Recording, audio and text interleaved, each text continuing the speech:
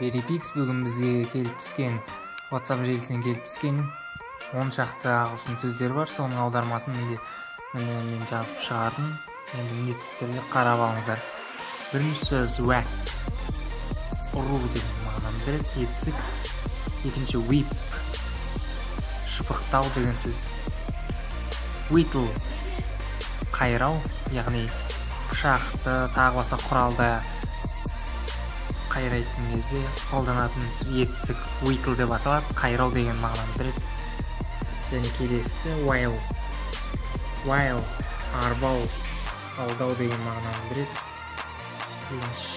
Ендігісі wipe, сүрту. Wrangle, керу, сымды керу, тағы басқа затты керу деген мағынаны білдіреді. Бұл жерде тек қана етістіктер көріп отырғанымызда. Келесі ring, сығу, киімді тағы басқа жуылған киімдерді тағы басқа заттарды сығу деген мағынаны білдіреді. Ал мына жақта тұрған сөз wheedle деп аталады. Жағымпаздану деген мағынаны білдіреді қазақ тілінде. Wheeze,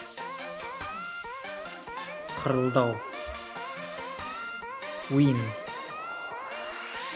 емшектен шығару баланы. Бұл да етістік. Wave, желбіреу. Wallop, қатты соққы деген мағынаны білдіреді. Және қатты соғу. Екі мағынада зат есінде болады, етістікте болады. Ең соңғы сөз whale, бақыру.